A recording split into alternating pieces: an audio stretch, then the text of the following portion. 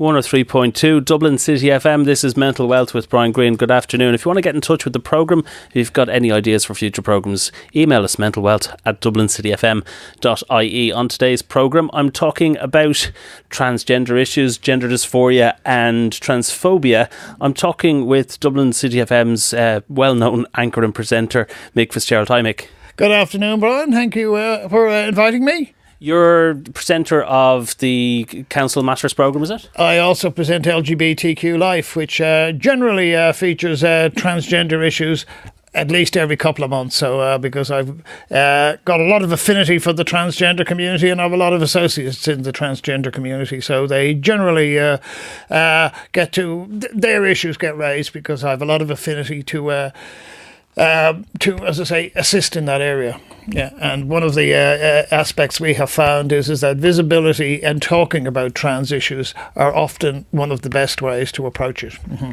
And radio is a good place for that. I have had this topic on before, but probably not at a time in our country that we find ourselves now, because and I probably need some educating around the terms and information in this area, but there has been broadcasts on the national broadcaster which have brought this topic screaming to the front. Now, from my time working in mental health in the digital media space, I've kind of heard a lot of things about gender dysphoria and the rise in the number of people presenting with those issues. And I think this is at the nub of the objectors to gender dysphoria, which might be come across as transphobic, is that where have all these people suddenly come from? Now, my understanding is that information, the internet is out there and people are able to ask questions and it's a plausible answer. That's what I've heard. Would you agree?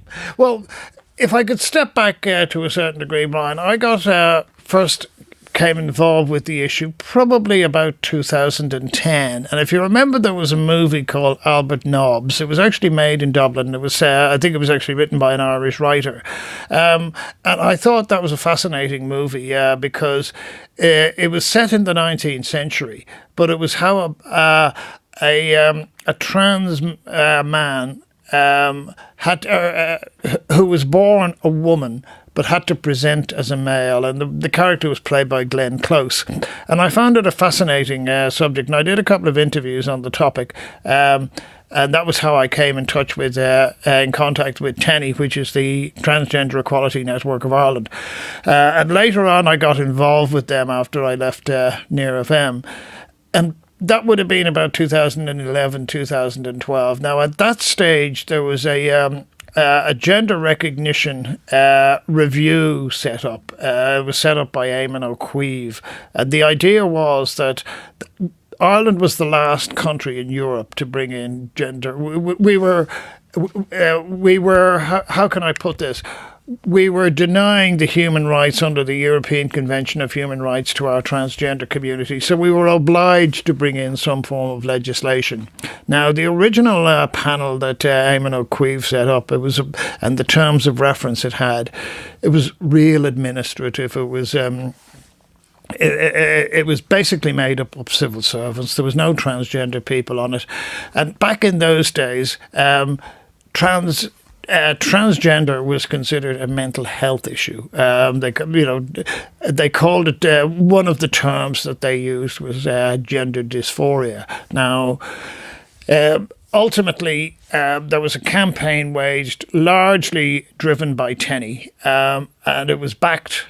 It was backed by people like Catherine Zappone, and to give credit, it was backed by people like Angus O'Snoddig. And eventually, in 2015, a law was brought in by Kevin Humphreys of the Labour, who was the Labour Party minister at the time. Now, although the original campaign was, the original project was under the guise of Joan Burton. And Joanna Tuffy. Eventually, the issue was resolved by Kevin Humphreys. And to give Kevin, and I've always said Kevin deserves a lot of credit on this one, because we got some of the best transgender legislation in the world. And the reason why we got that is because we got self-declaration. I mean, if you what Eamon O'Queeve was hoping to bring in was that you had to go before panels of psychiatrists, and it was a very, very what I would call medical profession oriented, and they, essentially you were considered. It was considered an illness, but at the time we were trying to bring the best legislation for transgender in the world was in Argentina. And we were trying to emulate the Argentine legislation, and we came very, very close to it.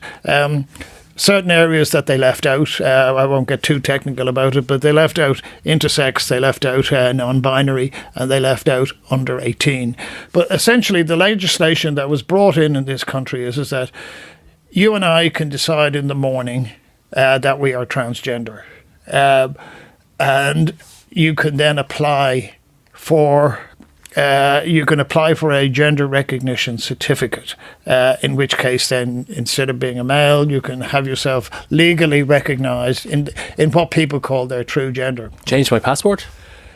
Well, this was the whole point. The original campaign, and it started 21 years earlier, was Lydia Foy, who is a dentist in the Midlands, I think in Athlone, and Lydia asked to get her what we would call foundation documents changed. Lydia wanted to have her birth cert changed, so her birth cert had it defined as a male, and she wanted it defined as a female. So the foundation documents, are things like passports, driving licenses, any government documents essentially that classify your gender. So once you've got a gender recognition certificate, you can then go and get all those foundation documents changed. So it was a major step forward.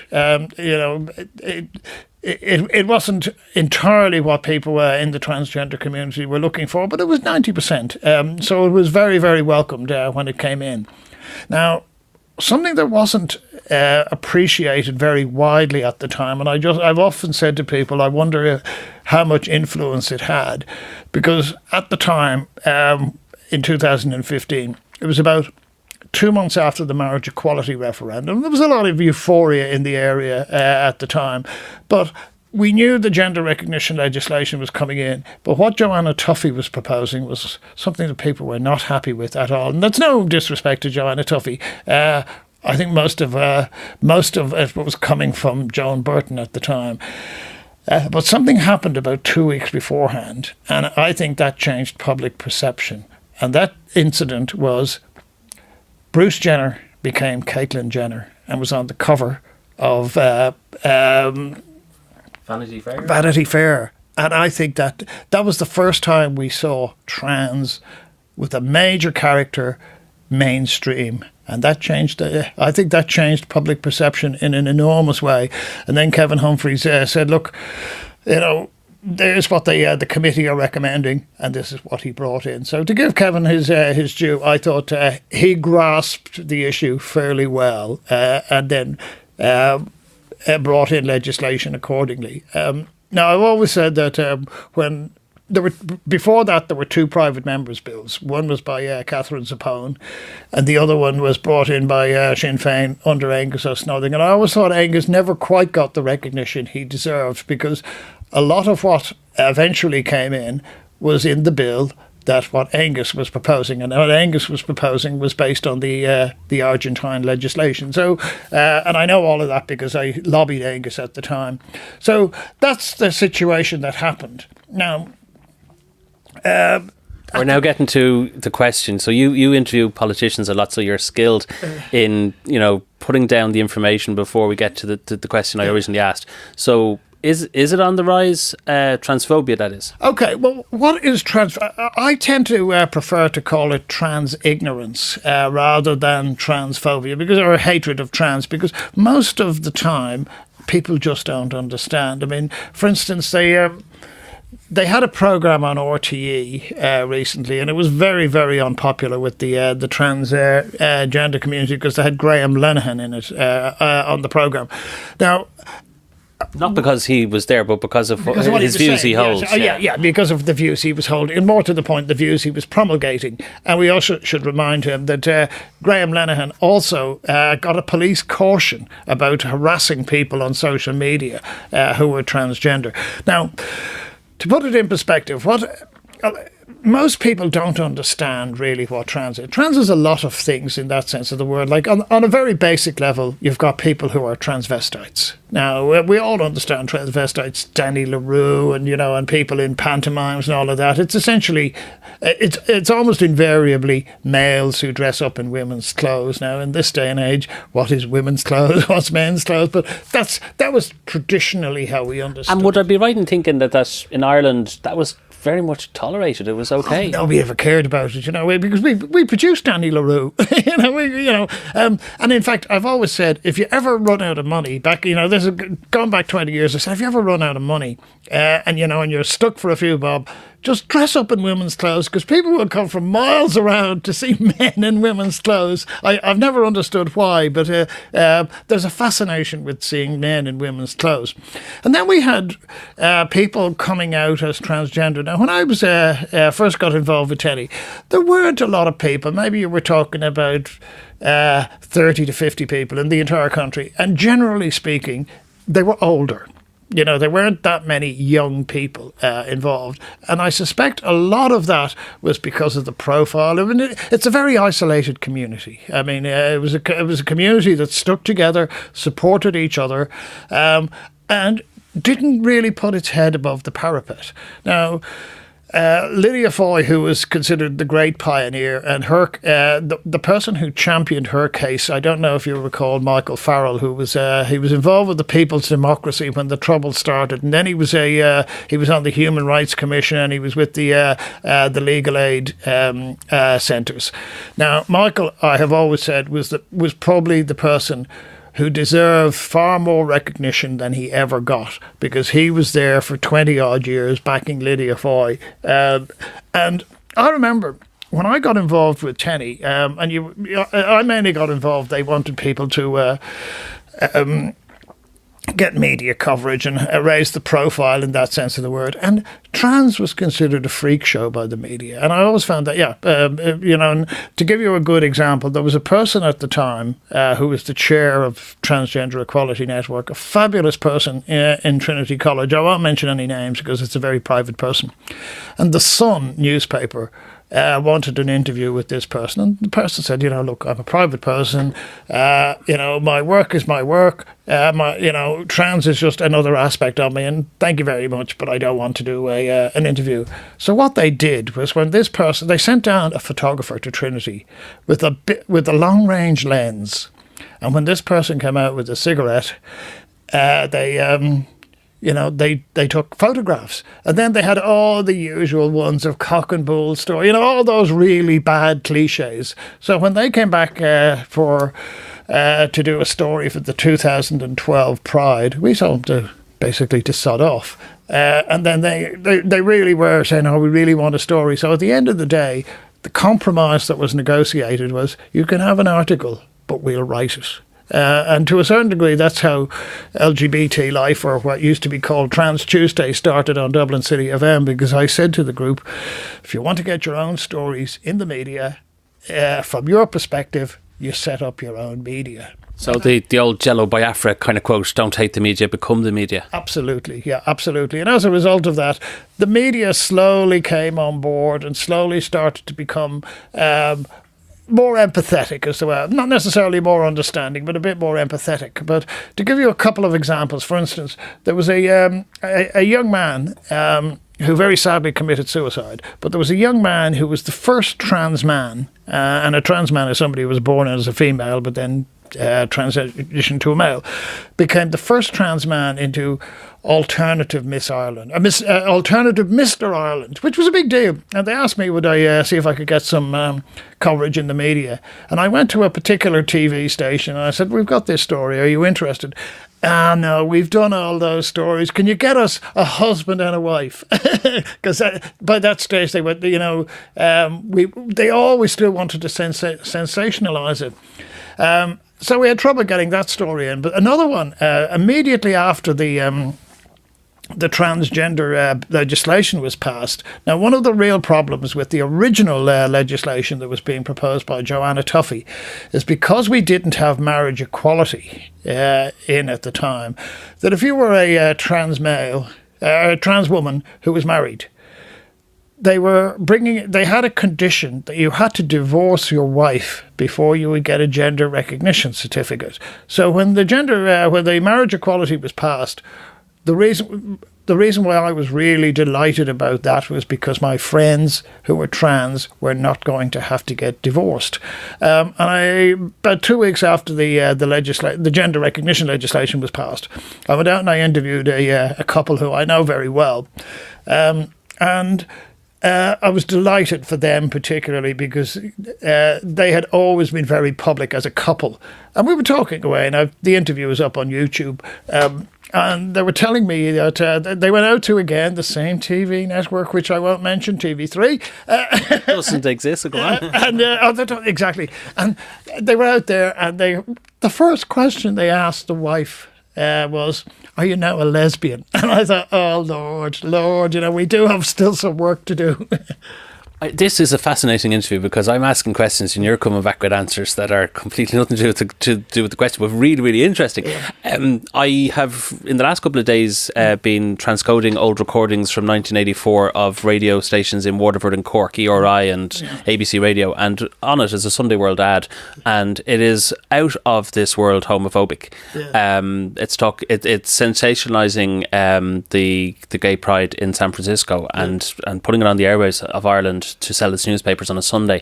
My question is Ireland in 2019 a bit like Ireland in 1984 when you compare homophobia and I use the word transphobia, but you say transignorance? Yep.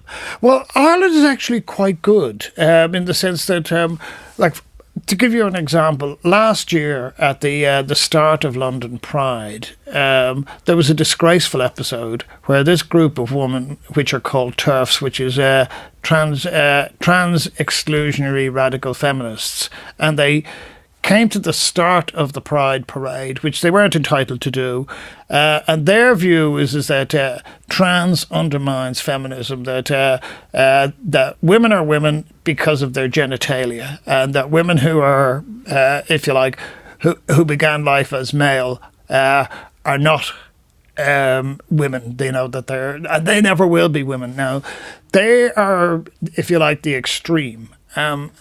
They're quite prominent in the US. They're quite prominent in the UK, but they have not got a foothold in Ireland, which I think is a great tribute to ourselves. Now, the most recent example we had was Martina Navratilova. She was talking about trans women playing tennis. We've all, for argument's sake, when the legislation was going through about transgender of gender recognition, Joanna Tuffy was proposing that golf clubs could exclude trans women.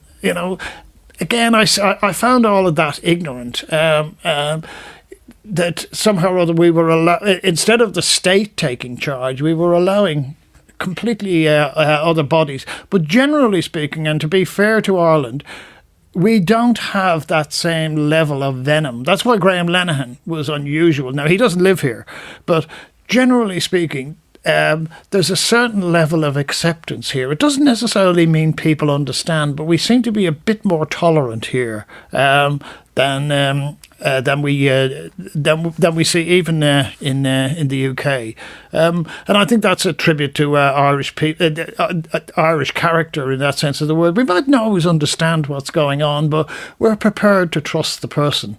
Because one of the ignorances that for instance, you hear certain things that come out is that all trans is about surgery. No, it's not. In a lot of cases, people would like it to be, but not a lot. I mean, for instance, when I first came across trans in the early 80s in Australia, and quite a lot of people I knew then, they were taking hormones and so on and so forth, which changes your upper body shape, but they didn't have surgery because surgery wasn't all that common. And as a result of that, a lot of people would have been, their physical appearance would have been not necessarily what people's imagination is. And as a result of that, a lot of ignorance springs up. one of the things that we used to say to people in the early days in Tenny is that take your head out of people's genitalia. It's not, trans is a total package. It's not about people's genitalia. But yet, for some bizarre reason or other, you're more likely to get homophobia or transphobia when people start thinking in those terms. Just to focus in on the RTE thing. So I look at RTE and I see Telly Bingo and the Shirley Temple Bar and the presenter in the past, dressed as a woman and presenting on the television. And it's if you're not from Ireland, it is a thing is as normal as anything, exactly. Absolutely. But then Primetime decide to up the stakes and heavily promote a contentious trans situation that they're going to broadcast, and they bring in Graham Linehan, and he has these opinions which are shocking to some people because it's so stark. Did they get it wrong? I think they look for an audience. They look for sensation. One of the things, and I said it to you at the beginning, when the legislation was brought in, they excluded certain categories of people like non-binary, which are people who are male and female genes, and intersex. Because what people don't understand is that you and I, we didn't pick our gender. That was picked for you at birth. And in, I would say, 95, 99% of cases, there's no real issue about that. But if I could be a bit graphic here, when I went, some of the conferences I went to, and they went and they told you in specific detail how people were selected. So if there was a doubt as to how you were defined as either male or female at birth, it was all down to a measurement of the penis, or what was seen to be as the penis. So some people were, I think it was if it was above 2 point something millimeters, you were classified as male, and if you were below that, you were classified as female. So that's how intersex people come along. And as a result of that, the idea that somehow or other, you get this all the time, people saying, well, you're born either male or female. You're not. That is decided for you. So we've seen cases where people were raised as a male, and in later life they really felt more as a female, and vice versa. And some of those cases are very interesting as to how people responded. But the idea that somehow that we're born this and that's the end of it, and that nature doesn't make mistakes, that's not true. That's simply not true. And that's where I think a lot of the ignorance and the fear comes from. You mentioned the Vanity Fair cover, and it was 2 weeks before the vote on legislation, and it was significant. Do you think that, and I'm asking this from a media perspective, that, normalisation through soap operas and television and appearances on the Late Late Show couch and things like that, are there positive things that broadcasters can be doing that will help people be less ignorant? I think so. I mean, for instance, if you take it that when you and I grew up, Brian, let's be perfectly honest, travellers weren't held in the highest of esteem. Whenever you saw... Has it changed much? Well, travellers have, to a certain degree it has. We have... travellers now make movies. We see travellers. In other words, we see travellers and coloured people or whatever in a much. No, I do get your point. Yeah, and that's the whole thing. Is that until you start seeing the context changing, people's perception doesn't change to that degree. Now, one of the ironies I've always found with that with the Caitlyn Jenner case, Caitlyn Jenner wasn't typical because Caitlyn Jenner was rich. Caitlyn Jenner could afford the best of surgery, a whole range of things. The irony is that Caitlyn Jenner was a big fan of Donald Trump. And then Donald Trump turns around and says, well, we're not going to let trans people serve in the military. So again, it's it doesn't, it can have a backlash in that sense of the word. But I think there were no role models in the first place, and there were no positive role models in this country because it wasn't getting that coverage. But along the way, and particularly in the last, say, 5 or 6 years, there's been some really important people have come forward, and I think that's why Trans World is a lot more of a safe place in Ireland. To go back to my first question then, people it has been suggested, are presenting more with these issues because they can research things at younger ages from their phones and their tablets in their bedrooms. And I don't disagree with that point. My question to you is, where should they be looking online if they have such questions? Are there places that have the best rounded out answers? Well, when people come to me, and I've had a case in the last 3 months of somebody said, well, my brother's boyfriend, my boyfriend's brother thinks he's trans. I always say the same thing. I say, there are organisations that are out there, and if you're young, go to Belong To. An excellent organisation who previously used to help young gay and lesbian people. Now they help trans as well.